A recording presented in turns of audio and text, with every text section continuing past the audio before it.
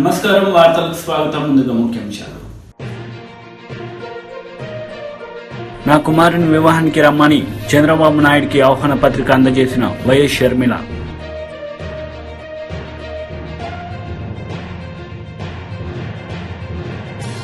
నేను ఎవరికి భయపడే రకం కాదు, మంత్రి అంబటి రాంబాబు ఘాటు వ్యాఖ్యలు.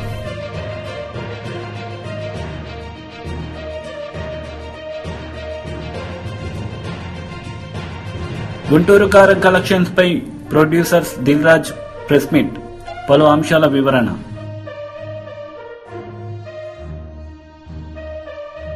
సినీ నిర్మాత దిల్ రాజు నాగవంశీ ప్రెస్ మీట్ నిర్వహించారు. ఈ సందర్భంగా పలు అంశాలపై వారు మాట్లాడారు. అందరికీ సంక్రాంతి శుభాకాంక్షలు.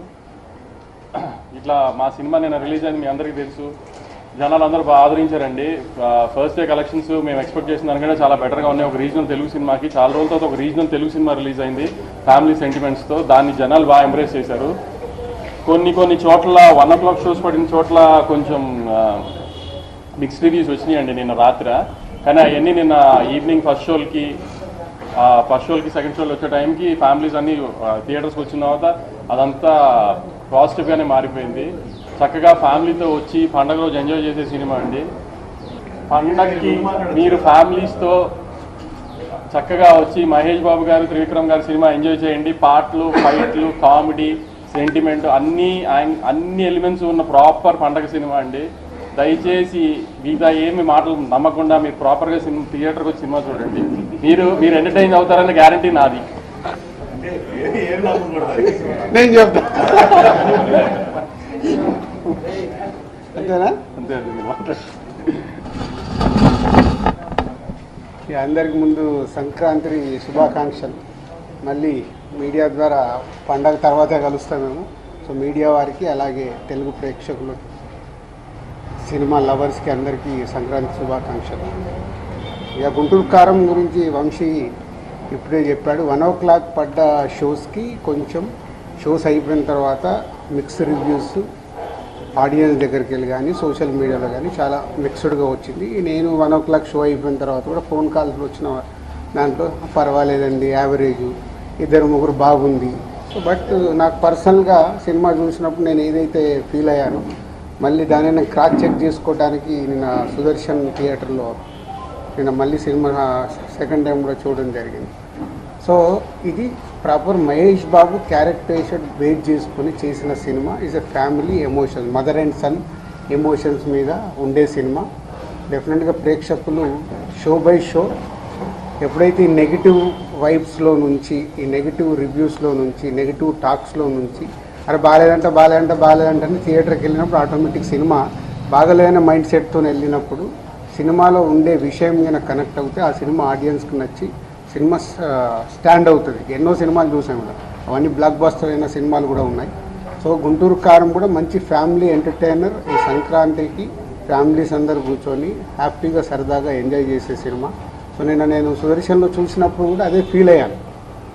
సినిమా త్రోట్గా ఎంజాయ్ చేస్తున్నారు. త్రివిక్రమ్ డైలాగ్స్ కానీ, మహేష్ బాబు గారి క్యారెక్టర్ కానీ, సో ఎండ్కు లాస్ట్ మాస్ సాంగ్ దగ్గర నుంచి క్లైమాక్స్ వరకు ఎమోషన్స్ కానీ, ఆ మాస్ సాంగ్కి వచ్చే రెస్పాన్స్ కానీ అన్నీ చూస్తే ఇది పాజిటివ్ ఫిలిం. డెఫినెట్గా ప్రేక్షకులు ఈ పండగకి ఎంజాయ్ చేసే సినిమా. ఫ్యామిలీ ఆడియన్స్ అందరూ చూస్తారు, ఎంజాయ్ చేస్తారు. సినిమాకి మిక్స్ టాక్స్ ఇవన్నీ ఎప్పుడు పోతాయి? అల్టిమేట్గా కలెక్షన్స్ చూసిన రోజే, ఫైనల్ నంబర్స్ పండగ తర్వాత చూసిన రోజే సినిమాని ఎంత కలెక్ట్ చేసింది, ప్రీవియస్ మహేష్ బాబు సినిమా ఎంత కలెక్ట్ చేసింది, ఇప్పుడు ఈ మహేష్ బాబు గారి సినిమా ఎంత కలెక్ట్ చేసింది అనేది మీకు నంబర్స్ తెలిసిన తర్వాతే అప్పటి వరకు మాట్లాడినా కూడా మన చేంజెస్ వచ్చే అవకాశాలు ఉంటాయి. సో ఇంకా 4 days పండగ అయిపోయే వరకు ఎవరి మీద మనం ఎవరికి కామెంట్ చేసేది లేదు, చెప్పేది లేదు. సినిమా బాగుంటే చూస్తారు. బాగుండే సినిమా అది ఏ సినిమా అన్నా కానీ ఎవ్వడు ఆపడు, అది చరిత్ర. మళ్ళీ ప్రతి ఇయర్ సంక్రాంతి రాగానే మా అందరికీ వార్స్ జరగడం సర్వసాధారణం. ఎందుకంటే అల్టిమేట్ ఇది వ్యాపారం. ఇక్కడ ఎవరు శత్రువులు కాదు, మిత్రులు కాదు. ఆ సంక్రాంతికి వచ్చినప్పుడు ఇక్కడ బిజినెస్ ఛాలెంజెస్ ఉంటాయి కాబట్టి వ్యాపార పరంగానే చేస్తాము. రెవెన్యూ ఎంత ఇన్వెస్ట్ చేస్తున్నారు ప్రొడ్యూసర్ కానీ, డిస్ట్రిబ్యూటర్ కానీ, ఆ రెవెన్యూ ఎలా తెచ్చుకోవాలని. దివంగత నేత డాక్టర్ వైఎస్ రాజశేఖర్ రెడ్డి శిష్యునిగా, ఆయన తనయుడు ముఖ్యమంత్రి జగన్మోహన్ రెడ్డి సైన్యంలో సైనికుడిగా ఉండే నేను ఈ పచ్చ మీడియాకి, ఈ పవన్ కళ్యాణ్కి, తెలుగుదేశం పార్టీ వాళ్ళకి భయపడేవాడు కాదు ఈ అంబటి రాంబాబు అని మంత్రి అంబటి రాంబాబు ధ్వజమెత్తారు. సినిమాల్లో పెట్టి నన్ను తిట్టాలనుకున్నాడు. నాకు ఇష్టమే. అసలు శ్యాంబాబు ఎందుకయ్యా రాంబాబు అని పెట్టుకోమని చెప్పా. ధైర్యం లేని పిరికి పొందలారా అని మనం చేస్తున్నా. నేను ఎప్పుడు డాన్స్ అయినే, నేను ఎప్పుడు పారితోషికాలు తీసి డాన్స్ అయినే. కేవలం నా నియోజకవర్గంలో ముగ్గులు పోటీల్లో పాల్గొని బాగా బ్రహ్మాండంగా ముగ్గులు పోటీలు 12వ తారీఖు నిర్వహించి 14వ తారీఖున ఒక రోజు రెస్ట్ తీసుకుని 14వ తారీఖున భోగి మంట వేసి నా మిత్రులు, నా కార్యకర్తల మధ్యన ఆనంద తాండవం చేస్తే దాన్ని కూడా ఎగిరి చేశారయ్యా జనసేన వాళ్ళు. నేను మనవి చేస్తున్నా, ధైర్యంగా చెప్తున్నా, దేన్నైనా ఎదుర్కొంటాను మీ అందరి ఆశీస్సులతో అని మనవి చేస్తున్నా. నన్ను ఓడించాలని అటు పవన్ కళ్యాణ్, ఇటు చంద్రబాబు, పప్పు లోకేష్ అందరూ ప్రయత్నం చేసి ఈ నియోజకవర్గంలో నన్ను ఓడించాలని ప్రయత్నం చేస్తున్నారు. నేను మిమ్మల్ని అడుగుతా ఉన్నా, ప్రార్థిస్తున్నా, మీ అండదండలు ఉన్నంత వరకు ఎంతమంది ఏకమైనా ఏమి చేయలేరు. నాకు ఆ రాజశేఖరుడి ఆశీస్సులు ఉన్నాయి, జగనన్న తోడుంది, మీ అందరి ప్రేమాభిమానాలు ఉన్నాయని ఈ సందర్భంగా నేను మనవి చేసుకుంటున్నా. ఎక్కడా స్వార్థంతో పని చేయలేదే. 5 సంవత్సరాలు మీ శాసనసభ్యుడిగా ఉన్నా, 2.5 సంవత్సరాలు మంత్రిగా ఉన్నా. సిన్సియర్ గా ఉండడానికి ప్రయత్నం చేశా. తప్పులు జరుగుతాయి, 1 తప్పులు జరగవని అనను, పొరపాటు దొరుకుతాయి. ఉద్దేశపూర్వకంగా చేయాల. ధనమే రాజకీయాల్లో ముఖ్యమని నేను నడవలా. ప్రజల యొక్క ప్రేమ ముఖ్యమని నడిచా. అయ్యే పనిని అయిందని చెప్పా, కాని పనిని కాదని చెప్పా. కాదన్న వాళ్ళు కొద్దిగా బాధపడ్డా దీర్ఘకాలికంలో అర్థం చేసుకుంటారని భావించేటటువంటి మనస్తత్వం గలవాడేనని మనం చేస్తున్నా. కాబట్టి మీ అందరికీ సందర్భం, మన సందర్భం పెరుగుతున్నా. ఇంతమంది వచ్చారు, రోజా గారిని చూడటానికి వచ్చారు, ఆ డైమండ్ నెక్లెస్ కోసం వచ్చారు, లేక ఈ ముగ్గులు పోటీల్లో విజేతల కోసం వచ్చారు, లేక నన్ను ఆశీర్వదించడానికి వచ్చారు.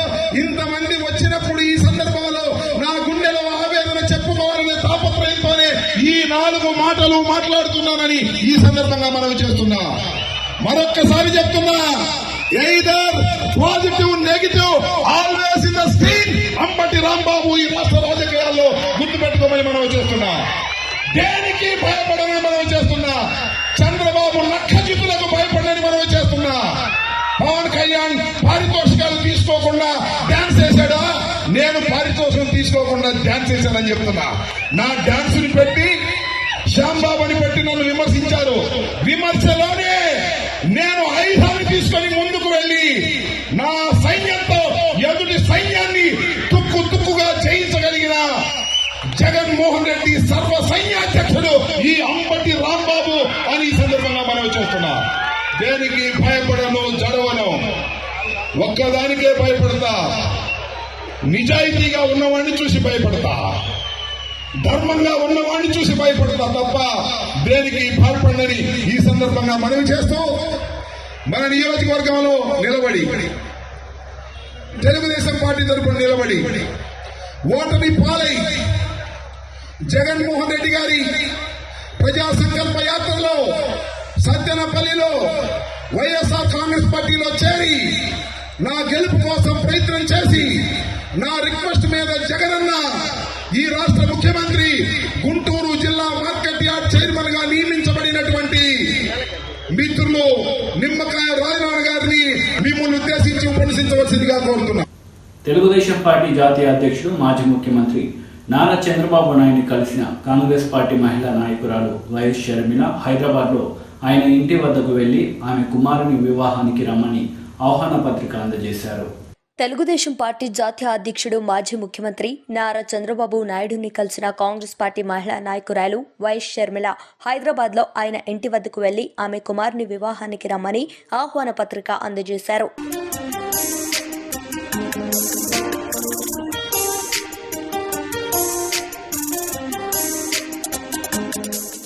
వైఎస్ షర్మిల మీడియా సమావేశం నిర్వహించారు. ఈ సందర్భంగా పలు అంశాలపై ఆమె మాట్లాడారు. రాజశేఖర రెడ్డి గారి మనవడు వైఎస్ రాజారెడ్డి గారి పెళ్లి జరుగుతున్న సందర్భంలో చాలా మంది నేను ఇన్వైట్ చేస్తున్న రాజకీయ నాయకుల్ని, అందులో భాగంగానే చంద్రబాబు గారిని కూడా పెళ్లికొచ్చి వాళ్ళని ఆశీర్వదించాలని కోరడం జరిగింది. చాలాసేపు రాజశేఖర రెడ్డి గారి గురించి, వాళ్ళ ఫ్రెండ్షిప్ గురించి, వాళ్ళ రాజకీయ ఇనిషియల్ ప్రస్థానంలో జరిగిన విషయాల గురించి అన్ని గుర్తు చేసుకున్నారు, మాకు గుర్తు చేశారు. చాలాసేపు మాట్లాడాం, చాలా సంతోషం అనిపించింది. వచ్చి ఆశీర్వదిస్తామని మాట్లాడారు.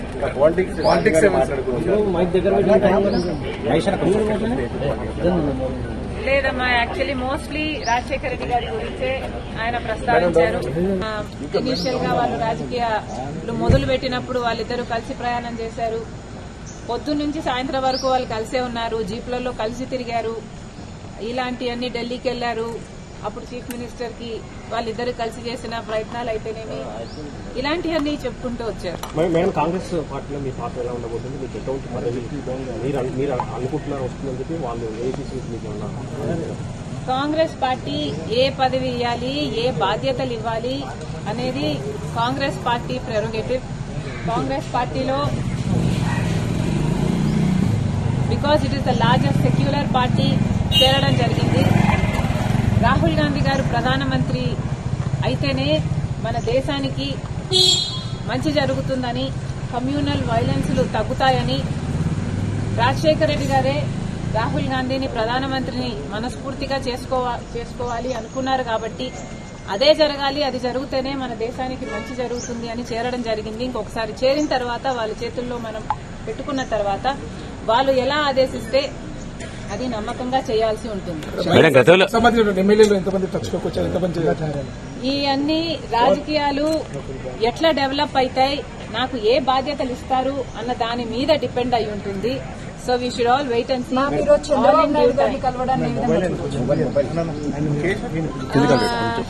చంద్రబాబు గారిని చూడడాన్ని ఏ విధంగా కలవడం ఏ విధంగా చూడొచ్చు అంటే, మామూలుగానే ఒక ఫ్రెండ్లీ ఎన్వైరన్మెంట్ లో అందరం చూస్తే బాగుంటది. నేను లోకేష్ గారు ఒక ట్వీట్ నాకు రిప్లై చేశారు.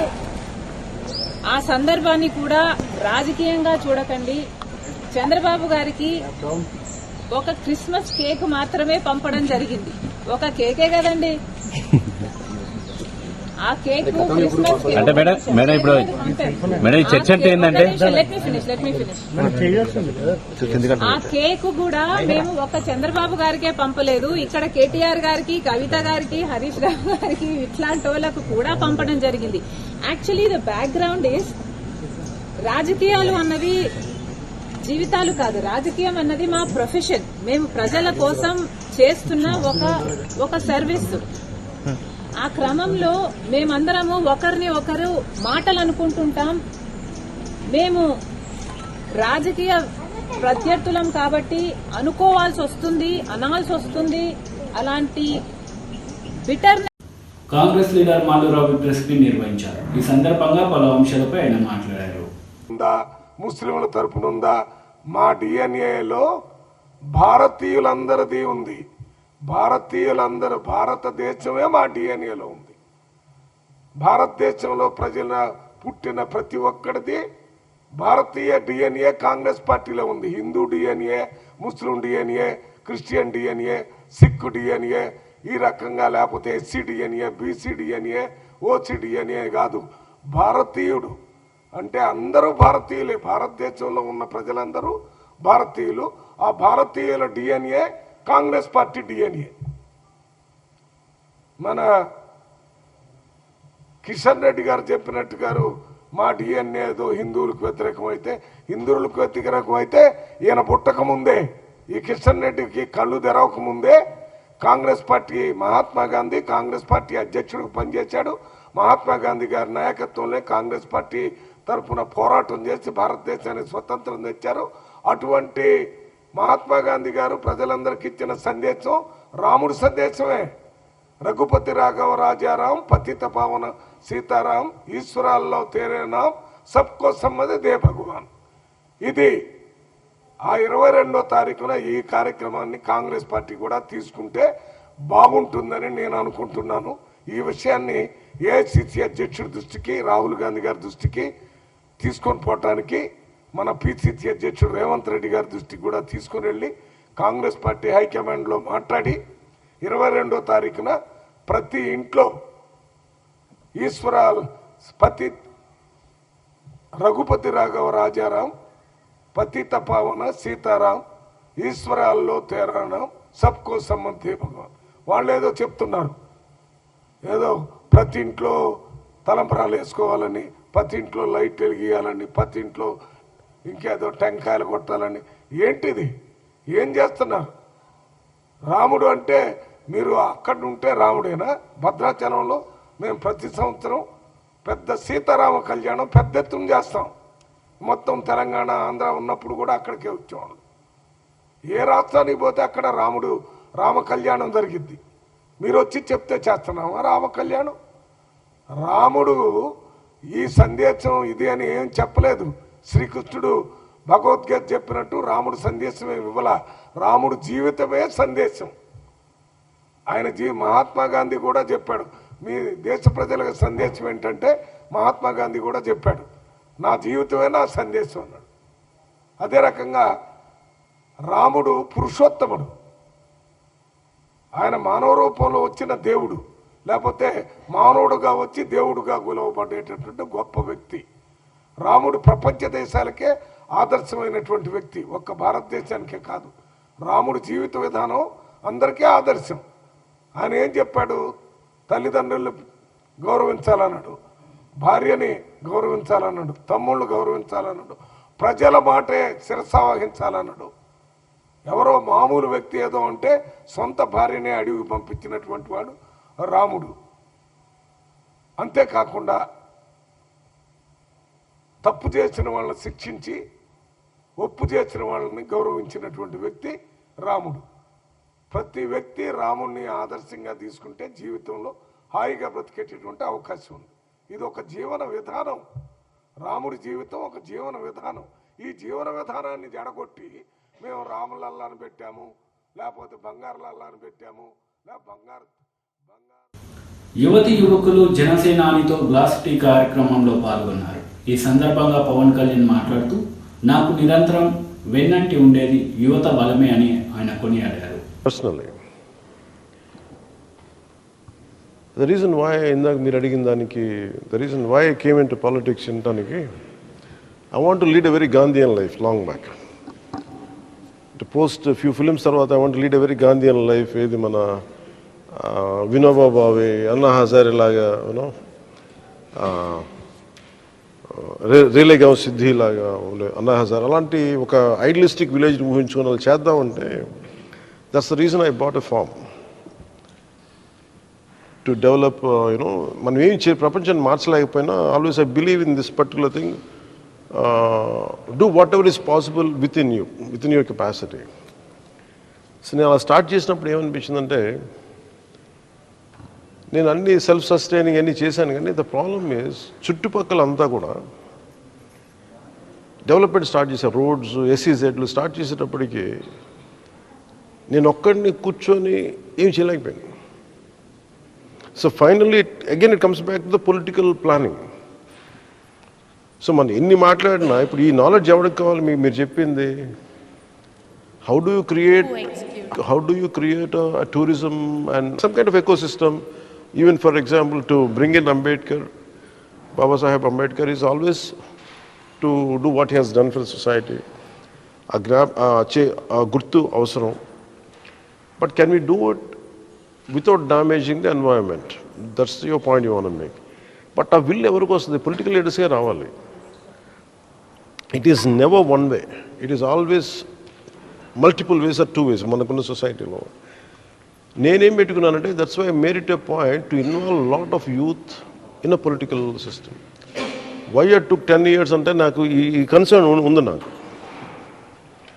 సో ఒక మార్పు రావాలంటే it is not one sided. Even for you the problem is lot of contemporary youth ఏం చేస్తారంటే, we don't want to vote అనుకుంటారు because of anger. No one understands me. I want to be away from the system. I hate this. And either Nota, Max, if you stretch yourself, you go to Nota to tell your point of view. People are so thick-skinned in politics, they don't give a dime.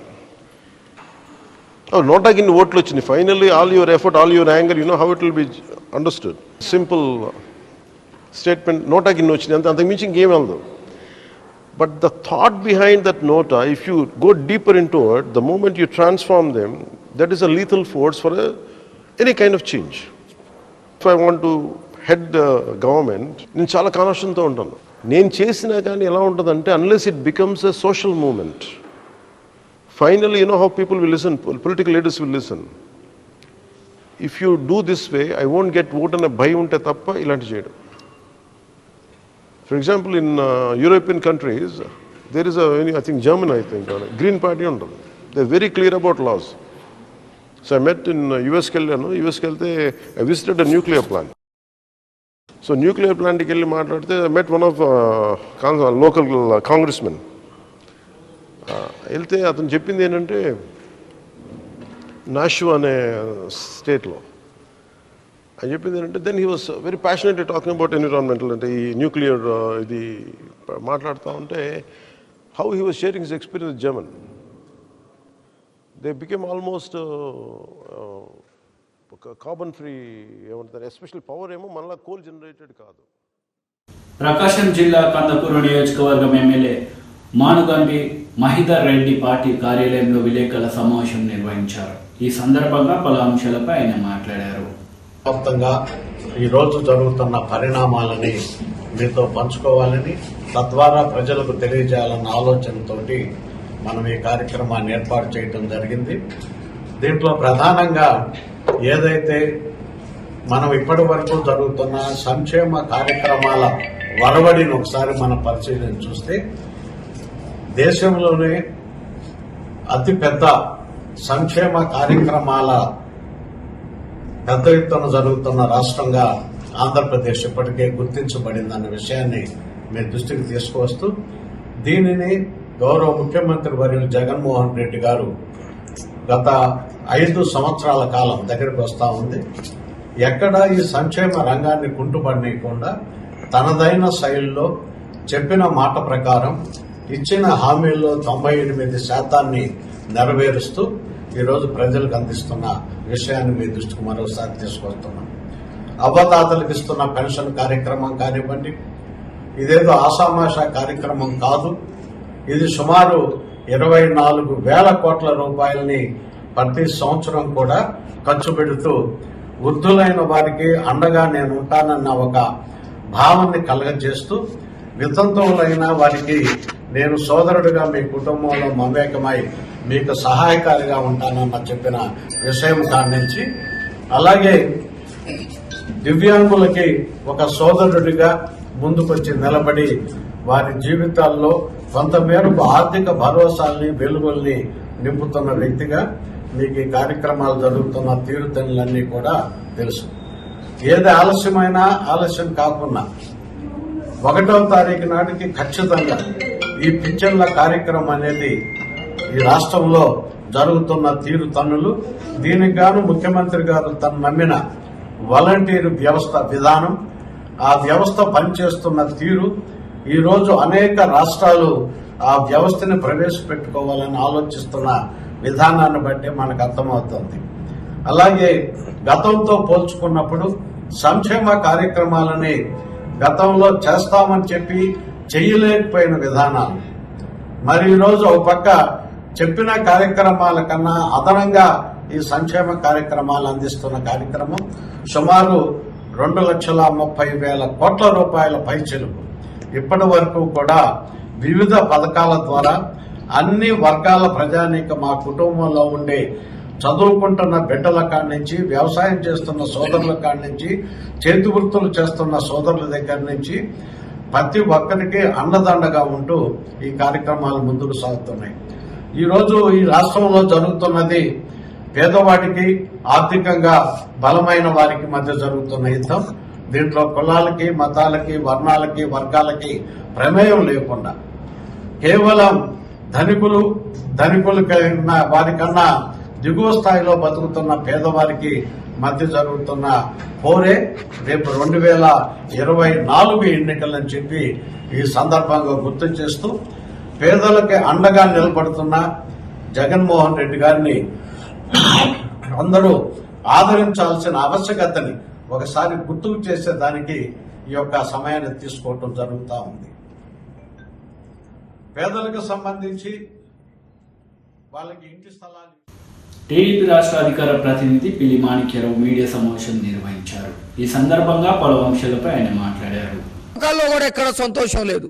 మద్యం ధర విపరీతంగా పెంచేసి ఏ మద్యాన్ని అయితే నిషేధిస్తామని జగన్మోహన్ రెడ్డి చెప్పాడో మద్యాన్ని విపరీతంగా ఏర్లై పారిస్తూ వాటి ధర విపరీతంగా పెంచేసి ఆ కుటుంబాల్లో విషాదాలు నింపినటువంటి పరిస్థితి. ఇలాంటి పరిస్థితుల్లో ఆంధ్రప్రదేశ్ ప్రజలకి జగన్మోహన్ రెడ్డి సంక్రాంతి శుభాకాంక్షలు చెప్పాడంటే ఎంత హాస్యాస్పదంగా ఉందో మనం అందరూ కూడా గమనించాల్సినటువంటి పరిస్థితి. ఈ రాష్ట్రంలో రైతుల దగ్గర నుంచి, విద్యార్థుల దగ్గర నుంచి, యువత దగ్గర నుంచి ఏ ఒక్క ప్రజలు కూడా సంతోషంగా సంక్రాంతి చేసుకునేటువంటి పరిస్థితి లేకుండా పోయింది. రాష్ట్రం మొత్తం కూడా కరువు కాటకాలతోటి అల్లాడుతూ ఉంది. మొత్తం వలస వెళ్ళినటువంటి పరిస్థితి కనపడతా ఉంది. ఇక ఏమైనా కొనుక్కొని పండుగ చేసుకుందామంటే ఆ పరిస్థితి కూడా లేనటువంటి పరిస్థితి ఈ రోజు కనపడతా ఉంది. అయితే అందరూ చేసుకోవట్లేదా ఆంధ్రప్రదేశ్లో సంక్రాంతి అంటే? ఒక్క జగన్మోహన్ రెడ్డి కుటుంబం మాత్రమే బ్రహ్మాండమైనటువంటి సంక్రాంతులు చేసుకుంటా ఉన్నారు. జగన్మోహన్ రెడ్డి కుటుంబం ఈ 4.5 సంవత్సరాల్లో దాదాపు 1.5 కోట్ల వరకు ఆదాయం పెంచుకున్నటువంటి పరిస్థితి. ఇసుక విధానం కొత్తగా తీసుకొచ్చేటువంటి ఇసుక విధానం ద్వారా కోట్లాది రూపాయలు జగన్మోహన్ రెడ్డి ప్యాలెస్ చేరినటువంటి పరిస్థితి. మద్యం అమ్మకాల ద్వారా ఆ మద్యం మొత్తాన్ని కూడా డిజిటలైజేషన్ మరి ట్రాన్సాక్షన్ లేకపోవటం వల్ల మొత్తం జగన్మోహన్ రెడ్డి ఖాతాలో పడుతున్నటువంటి పరిస్థితి. అనేకమైనటువంటి పనులు చేస్తున్నామనే పేరు మీద పేదల నోటికాడ ఉన్నటువంటి వాటిని కూడా లాక్కొని ఒక్క జగన్మోహన్ రెడ్డి మాత్రమే సంతోషంగా హాయిగా సంక్రాంతి సంబరాలు చేసుకునేటువంటి పరిస్థితి ఉంది. ఆంధ్రప్రదేశ్లో ఇంకెవరికి కూడా ఇలాంటి పరిస్థితి లేదు అని చెప్పేసి ఈ సందర్భంగా చెప్పక తప్పదు. లేదు వాళ్ళ కొనుగోలు శక్తి ఏమైనా పెరిగిందంటే. టీడీపీ పొలిట్ బ్యూరో సభ్యులు వల్ల రామయ్య మీడియా సమావేశం నిర్వహించారు. ఈ సందర్భంగా జగన్ ప్రభుత్వంపై ఆయన మండిపడ్డారు. కేవలం ఉత్తుత్తి ఆరోపణల ఆధారంగా అరెస్టు చేయకూడదు. సరైన దర్యాప్తు చేసి ఆరోపణలకు ఆధారం ఉంటేనే ముందుకు పోవాలి. హడావుడిగా అరెస్టు చేసి ఆ తర్వాత మిగతావి చూసుకుందాంలే అనే ధోరణి బాధ్యత లేని దురుద్దేశం గల పోలీసు అధికారులకు అలవాటైపోయింది. ఆ చెంప ఈ చెంప వాయించారు జడ్జి గారు. ఎవరిని? ఈ కేసులు చంద్రబాబు గారి మీద కేసులు దర్యాప్తు చేసిన అధికారుల్ని. ఇది వర్లరామయ్య అన్న మాట కాదు, సాక్షాత్తు జడ్జి గారు కామెంట్. ఇది జడ్జిమెంట్లో ఆయన చేసిన కామెంట్. ఇది ఉత్తుగా ఏదో అరెస్ట్ చూపించి సాక్ష్యాల తర్వాత అదేనా మీ బతుకు? సిఐడి బతుకు జగన్మోహన్ రెడ్డి గారి మాటలు విని పోలీస్ అధికారులుగా మీ ఉనికినే కోల్పోయింది సిఐడి. నేను పోలీస్ అధికారిని, నేను దర్యాప్తు చేస్తాను, దర్యాప్తు అధికారిని అనే ఉనికిని కోల్పోయింది సిఐడి స్టేట్ ఆఫ్ ఆంధ్రప్రదేశ్లో ఈ జగన్మోహన్ రెడ్డి మాటలని. అంత పరువుదండగా చెప్పు. ఇదే గతంలో అయితే మేము పోలీసులో పనిచేసిన కాలంలో అయితే ఆ సిఐడి డిఎస్పీ అతను ఎవరో ఉన్నారు, అతని పేరు మొన్నటి తెలుసు, అతని పేరు ఇన్వెస్టిగేట్ చేశారు. అతను సస్పెండ్ చేయాలా? ఈ 3 కేసుల్లో ఇన్వెస్టిగేటింగ్ ఆఫీసర్స్ ని సస్పెండ్ చేయాలి. వాళ్ళని సిఐడి ఆఫీసర్ సస్పెండ్ చేయాలి, 3 ఈ కేసు నువ్వు కలగంటావా? నువ్వు ప్రచారం చేస్తావా చంద్రబాబు గారికి? ఏది సాక్ష్యాలే లేవు, ప్రైమా ఫేసి కూడా సరిగలేదు. మీరు ఎఫ్ఐఆర్ ఇష్యూస్ అరెస్ట్ చేస్తే సరిపోద్దా? తర్వాత చూసుకుందాంలే సాక్ష్యాలు అంటే సరిపోద్దా? బుద్ధి లేని పోలీసు అధికారులారా అని కోర్టు చీవాట్లు పెడితే సిగ్గు లేదా మీకు సిఐడి ఆఫీసర్స్ అని అంటున్నా. నేను సిగ్గుల్లో మీకని అడుగుతున్నా. నేను అతను ఎవరు head of the CID Sanjay గారిని అడుగుతున్నా, మీ అధికారులకు సిగ్గుందా? సిఐడి అధికారులేనా మీ వాళ్ళు దారిని పోయే దానయ్యలా? ట్రైన్డ్ ఆఫీసర్సా దాన్ని పోయే దానేలా మీ సిఐడి అధికారులు?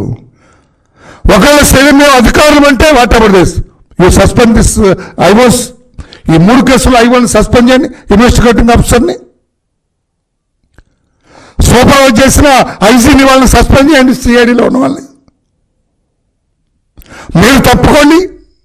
అంత పెద్ద మనిషిని 14 ఏళ్ళు ముఖ్యమంత్రిని చేసిన చంద్రబాబు గారిని తప్పుడు దర్యాప్తు సాక్ష్యాలు లేకుండా, సరైన సాక్ష్యాలు లేకుండా 53 రోజులు జైల్లో పెట్టిన ఈ దర్యాప్తు అధికారులకి సిగ్గుందా అని అడుగుతున్నాను నేను. ఎలా దర్యాప్తు చేస్తారు? కోర్టుని మాట్లాడు, నేననలేదు, నేను తప్పు పట్టలేదు, కోర్టు తప్పు పడుతుంది. ఏమి సమాధానం చెబుతారు జగన్మోహన్ రెడ్డి గారు? 409 వేశారండి, లైఫ్ పడుతుంది. మరి మీ మీద 2012లో 31/3 2012లో మీ మీద ఛార్జ్ షీట్ వేశారు. YS Jaganmohan Reddy and 12 others, Vijayasai Reddy, Aurobindo pharma, వీళ్ళందరినీ కలిపి వేశారు. ఏం సెక్షన్లు వేశారు? 120B red with 420, 409, 420, 468, 471 IPC red with sections of prevention of corruption act 1988. ఇందులో 409 లైఫ్ పడుతుంది మీకు, 420 7 years, 468 7 years, 471 10 years. ఏది ఒక్క కేసులోనే. ఇటువంటివి మీకు చెబుతాను నేను. Crime number filed by 17th May 2012, అది కూడా 120B, 420, 468, 471, 409. నెక్స్ట్ CC నంబర్ 2012, ఇందులో కూడా ఇవే సెక్షన్లు 11 కేసుల్లో కూడా ఇవే ఛార్జ్ షీట్లు వేశారు. ఇది టైం జరిగితే 10 ఏళ్ళుగా మీరేం చేస్తున్నారు? మీ తెలివితేటలు ఉపయోగించి 3500 వాయిదాలకి మీరు వెళ్ళలేదు. నేను ముఖ్యమంత్రిని అని ముఖ్యమంత్రిని యొక్క తోక అడ్డు పెట్టుకొని, తోక అంటాను నేను, అదొక పదవి అన్న మీకు. ముఖ్యమంత్రి పదవి అనే తోక అడ్డు పెట్టుకొని 3500 సార్లు వాయిదాలు వేయించుకున్నారు. మీరు అదే వాయిదాలు అన్నిటి అటెండ్ అయితే ఈ పార్టీకి లైఫ్ పడేది. రాబోయే జన్మలకు కూడా.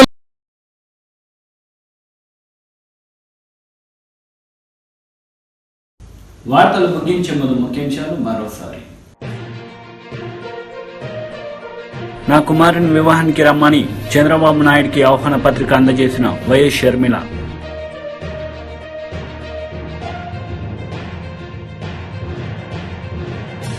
నేను ఎవరికి భయపడే రకం కాదు, మంత్రి అంబటి రాంబాబు ఘాటు వ్యాఖ్యలు.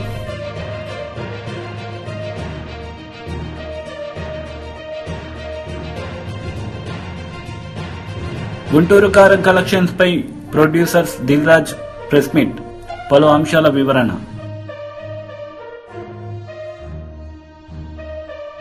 ఈ వార్తలు ఇంతటితో సమాప్తం. తిరిగి ప్రసారమయ్యే వార్తలు మళ్ళీ కలుద్దాం. అంతవరకు సెలవు, నమస్తే.